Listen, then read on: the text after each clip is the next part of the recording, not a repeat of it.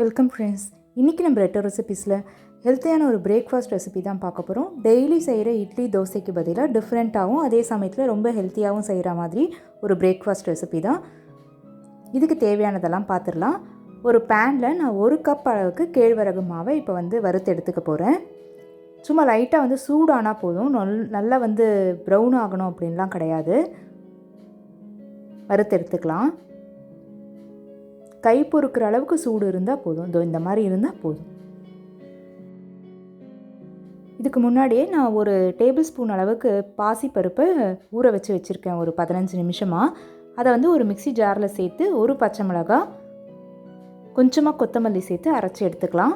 நான் குழந்தைங்களுக்கு கொடுக்கறதுனால ஒரே ஒரு பச்சை மிளகாய் தான் போட்டிருக்கேன். நீங்கள் நல்லா காரம் சேர்த்துப்பீங்க அப்படின்னா 2 கூட போட்டுக்கோங்க. இந்த மாதிரி கொரகொரப்பாக அரைச்சி எடுத்துக்கோங்க. இப்போ அதே பேனில் நான் 2 டீஸ்பூன் எண்ணெய் சேர்க்குறேன். நான் நல்லெண்ணெய் சேர்த்துருக்கேன், அது இன்னும் டேஸ்ட் கொடுக்கும். தாளிப்புக்காக கடுகு, கடலைப்பருப்பு, உளுத்தம்பருப்பு எல்லாமே அரை டீஸ்பூன் சேர்த்துருக்கேன். நல்லா வறுபடட்டும். கடுகு வெடிக்க ஆரம்பித்ததும் ஒரு பெரிய வெங்காயத்தை பொடி பொடியாக நறுக்கி சேர்த்துருக்கேன். இது ஒரு கண்ணாடி பதத்துக்கு வதங்கினா போதும், நல்லா ப்ரௌன் ஆகணும்லாம் கிடையாது. இந்த அளவுக்கு அது வதங்கினதுமே 1 கப்பு மாவுக்கு 2 கப் அளவுக்கு தண்ணின்னு நம்ம தண்ணியை சேர்த்துக்கலாம். 1:2 ரேஷியோ தான்.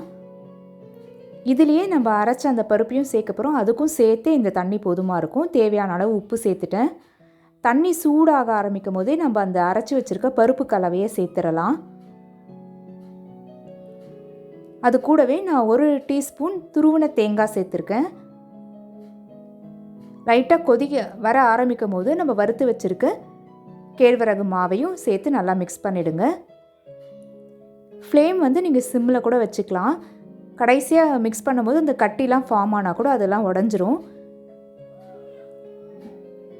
இந்த அளவுக்கு மிக்ஸ் பண்ணிக்கோங்க. சூப்பராக மிக்ஸ் ஆயாச்சு பாருங்கள். இப்போ ஸ்டவ்வை ஆஃப் பண்ணிக்கலாம். இப்போ நீங்கள் இதை கையில் தொட்டு பார்த்தீங்கன்னா ஒட்டக்கூடாது.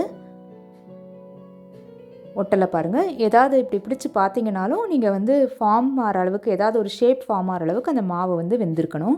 அதை கொழக்கட்டையாக பிடிச்சி ஆவியில் வேக வச்சு எடுக்க போகிறேன். 6லேருந்து 7 நிமிஷம் வெந்தால் போதும். இப்போ 7 நிமிஷத்துக்கு அப்புறமா திறக்கிறேன்.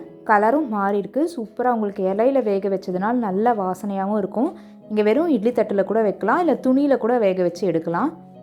இப்போ பாருங்கள், இப்போவும் தொட்டு பார்த்தீங்கன்னா உங்களுக்கு ஒட்டக்கூடாது. அவ்வளோதான். ரொம்பவே ஹெல்த்தியான பாசிப்பருப்பு சேர்த்து கேழ்வரகு கொழுக்கட்டை ரெடி ஆயாச்சு. மார்னிங் பிரேக்ஃபாஸ்ட்டுக்கு எடுத்துக்கிட்டிங்கன்னா ரொம்ப நல்லாயிருக்கும். இப்போ இதுக்கு தொட்டுக்கிறதுக்கு எல்லா சட்னியுமே நல்லாயிருக்கும். நான் தேங்காய் சட்னியும் கார சட்னியும் வச்சுருக்கேன். எவ்வளோ சாஃப்டாக இருக்குன்னு பாருங்கள்.